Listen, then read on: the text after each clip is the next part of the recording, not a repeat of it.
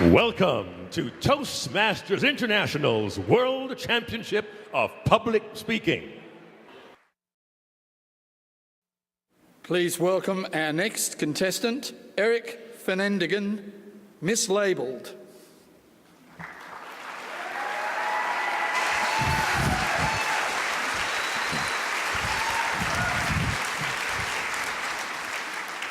Eric Feinendegen, mislabeled.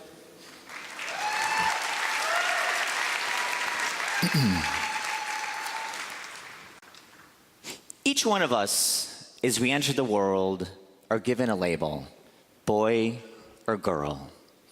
As we start school, we're further defined, slow learner, average, gifted. As an adult, it gets worse. We're judged from the clothes that we wear, to the car that we drive, to the house that we live in. Master Contest Chair, fellow Toastmasters, what happens when we're mislabeled? It was a week before Thanksgiving 2013. I was chaperoning my 6-year-old daughter, Rachel, to her friend's birthday party being held at the local entertainment center. The building was filled with the sounds of dingin', cha-chingin', and birthday singing.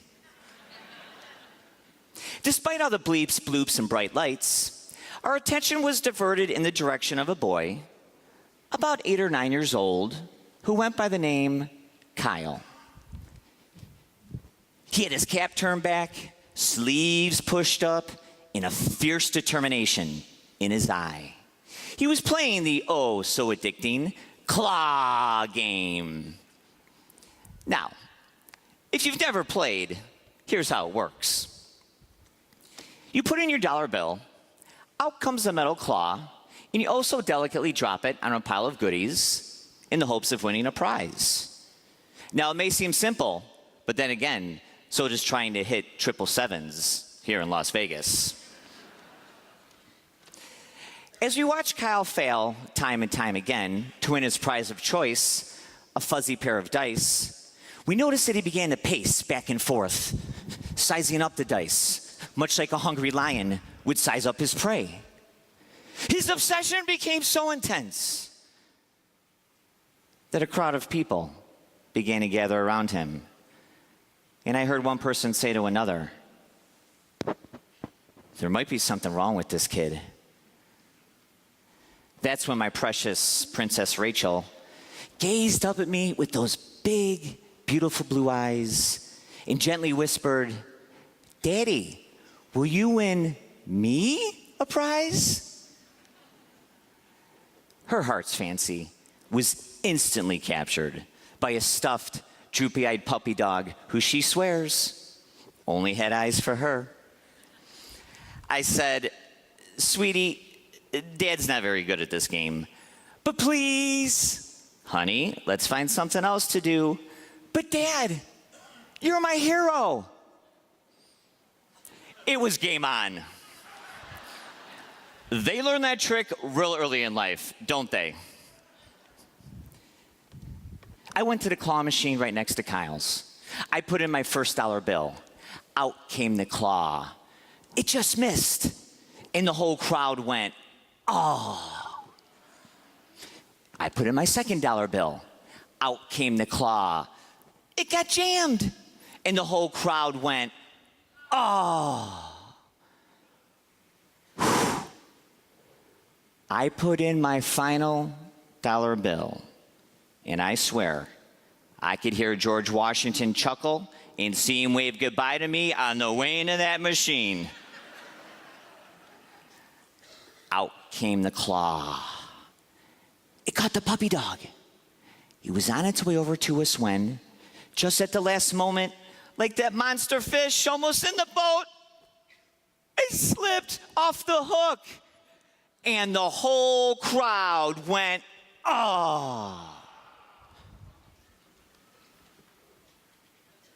I just stood there, speechless, hopeless, prizeless, drenched in defeat. As the crowd began to disperse, we noticed Kyle still standing there, just staring at us, analyzing us much like a doctor would a patient. And I heard someone say yet again, there might be something wrong with this kid. Rachel and I went back to the party. We had our fill of more pizza, games, and birthday cake. But the whole time, I couldn't help but wonder, did Kyle ever win his prize?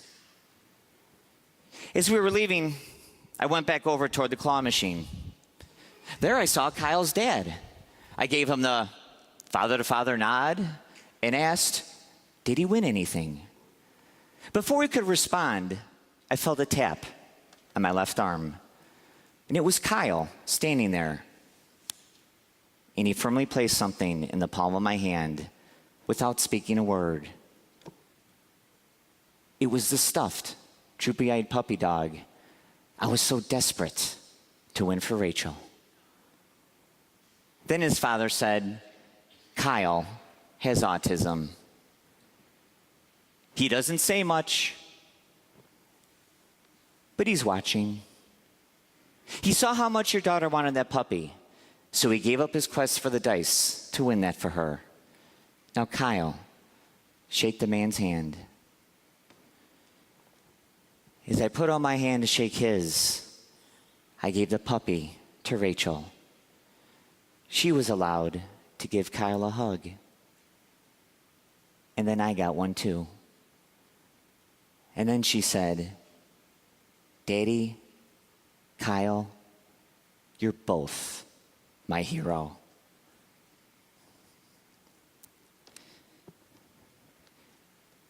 Have you been given a label in your life? Kyle's kindness teaches us to look past that label. Because you see, when you look in here, there was nothing wrong with Kyle. But some people might label him simply as a child with autism and nothing else. Kyle's kindness changed that. I encourage you, the next time you're given a label, remember Kyle's kindness. Because for Rachel and myself, his label will forever be hero. Master Contest Chair.